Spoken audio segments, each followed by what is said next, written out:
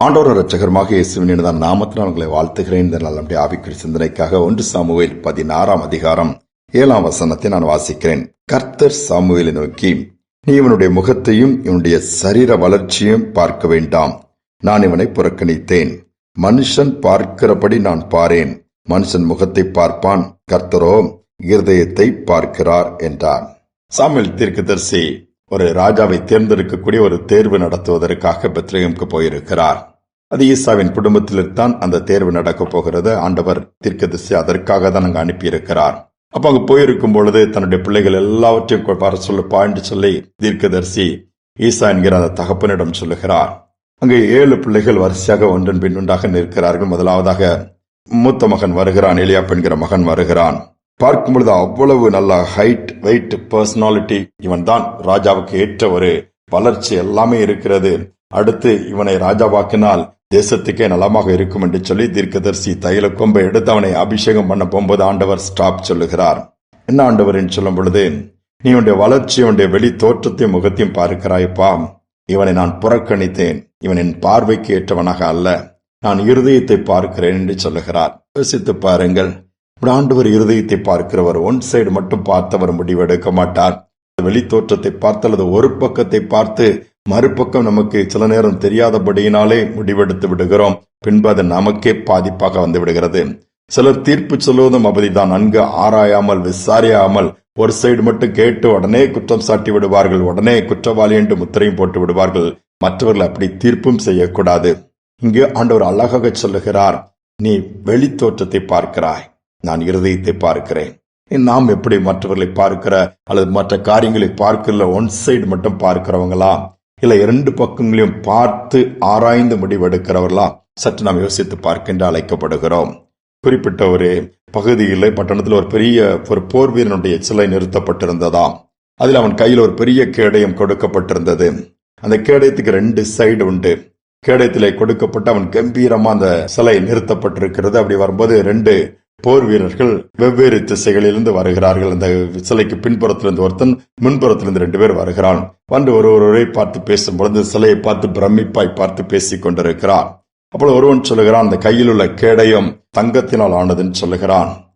இன்னொருவன் சொல்லுகிறான், இல்லை தங்கத்தினால் அல்ல, இது வெள்ளியினால் ஆனதுன்னு சொல்லுகிறான். 2 பேருக்கும் அந்த வார்த்தைகள் அது மீண்டுமாய் தர்க்கமாக மாறி போராக மாறிவிடுகிறது. 2 பேரும் தங்கள் பட்டயங்களினால் தங்களை தாக்கிக் கொள்வதனால் காயமடைந்து கீழே விழுகிறார்கள். அந்த பக்கம் ஒரு பெரியவர் வருகிறார். காயப்பட்டு கீழே கிடக்கிறவர்களை எடுத்து முதலுதவி கொடுத்து அவர்களை காப்பாற்றி சரி பண்ணி முடிந்தவுடனே என்ன பிரச்சனை என்று சொல்லி கேட்கிறார். நீங்கள் இருவரும் சண்டை போடுகிறீர்கள் என்று சொல்லி ஒருவன் சொல்கிறான், இந்த போர் வீரனுடைய கையில் இருந்த கேடயம் பொன்னினால் ஆனது என்று நான் சொன்னேன், இவன் அதை மறுக்கிறான். இல்ல மற்றொன்று இல்ல, அது வெள்ளியினால் ஆனது நான் சொன்னேன், இதை அவன் ஏற்றுக்கொள்ளவில்லை சொல்லும் பொழுது அந்த பெரியவர் சிரித்தாரா, என்ன நீங்க சிரிக்கிறீங்கன்னு சொல்லி. அப்போ நீங்க 2 பேர் சொல்லுவது சரிதானப்பா, ஆனால் அதை 2 பேரும் 2 பக்கங்களையும் பார்த்தீர்களான்னு சொல்லி அவர் கேட்கிறார். இவருக்கு ஒண்ணுமே புரியவில்லை. அங்கு அழைத்து சென்று போய் அந்த கேடயத்தை பார்க்கிறார். அந்த கேடயத்தின் ஒரு பக்கம் பொன், மறுபக்கம் அதன் பின்பகுதி வெள்ளியினால் ஆக்கப்பட்டிருந்தது. அப்பொழுதுதான் புரிந்து கொண்டார்களாம். அவன் பொன்னினால் இருக்கிறது மட்டும் பார்த்தவன் அதை பிடிவாதமாய் பிடித்து சொன்னான். பின்பு வெள்ளியா இருக்க பார்த்தவன் இந்த பக்கம் பொன்னினால் அது செய்யப்பட்டதை அவன் பார்க்கவில்லை.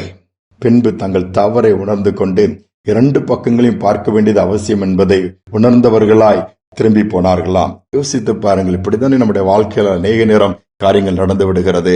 ஆண்டவர் அதனால் தான் எல்லாவற்றையும் நிதானித்து அறிந்து செயல்பட சொல்லுகிறார். அவசரப்படக்கூடாது என்று சொல்லுகிறார். நன்கு அறிந்து உணர்ந்து தெளிவு பெற்ற பின்பு அதனை குறித்து பேசுவது நல்லமாக இருக்கும், நல்லதாக இருக்கும். இன்றைக்கு நம்ம அப்படிப்பட்ட சிறு சிறு காரியங்கள்ல வருகிற இப்படிப்பட்ட குழப்பங்கள், தவறுகளை நாம் அப்புறப்படுத்திவிட்டு இருதயத்தை பார்க்கிற ஆண்டவரை நோக்கி பார்ப்போம். உள்ளும் புறமும் பார்க்கிறவர். வெளிப்புறம் மட்டும் சுத்தமா இருந்தா போதாது, உட்புறமும் சுத்தமா இருக்க வேண்டும் என்று ஆண்டவர் விரும்பினாரே. அவருடைய கரத்துல தாழ்த்தி ஒப்பு கொடுத்து நம்ம அர்ப்பணித்து ஜெபிப்போமா? எங்கள் அன்பின் பரலோக தகப்பனே, புதிய நாளை கொடுத்திருக்கிறீங்கப்பா. அநேக நேரம் நாங்கள் ஏமாந்து விடுகிறோம், வஞ்சிக்கப்பட்டு விடுகிறோம், நாங்கள் ஏமாற்றி விடுகிறோம் அப்பா. உலகத்தின் மாயை மற்ற காரியங்களை பார்க்கும் பொழுது பிரபஞ்சத்தின் காரியங்களை பார்த்து பிரமித்து நின்று விடுகிறோம். நம்முடைய கிரியைகளை மறந்து விடுகிறோம். இருதயத்தின் ஆழத்தை பார்க்கிற தேவனப்பா, அநேக நேரம் ஒன் சைட் பார்த்து நாங்கள் மற்றவர்களை குற்றவாளியாக தீர்த்து விடுகிறோம். மற்றவர் சொல்களை கேட்டு அதன்படி நாங்கள் காரியங்களை நினைத்துக் கொள்கிறோம் அல்லது பேசி விடுகிறோம். அப்படி அல்ல, நன்கு விசாரித்து தீர ஆராய்ந்து எந்த ஒரு காரியத்தை குறித்து நாங்கள் பேச வேண்டுமானாலும், செயல்பட வேண்டுமானாலும், சொல்ல வேண்டுமானாலும் அதுல நிதானத்தை எங்களுக்கு கொடுங்க, நல்ல ஒரு ஞானத்தை கொடுங்க. அதோடு மட்டுமல்ல, நாங்களும் கூட அப்பா எந்த விதத்திலும் வெளித்தோற்றத்தின்படி நல்லவர்கள் போல காண்பிக்காதபடி உள்ளமும் பரிசுத்தமாக பிரியமா இருக்கக்கூடிய கிருபைகளை கற்றுக் கொடுங்க.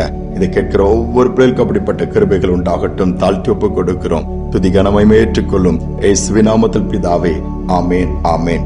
ஒரு பக்கம் அல்ல, 2 பக்கங்களும் எப்படி இருக்கிறது என்பதை பார்ப்போம். அதோடு மட்டுமல்ல, முகத்தை மட்டுமல்ல, இருதயத்தையும் பார்க்கும்படி ஆண்டவர் அப்படிப்பட்ட கிருபையை நமக்கு கொடுக்க விரும்புகிறார். இந்த சிந்தனையோடு இந்த நாளை தொடருவோம். மீண்டுமாய் நாளை தினம் சந்திப்போம்.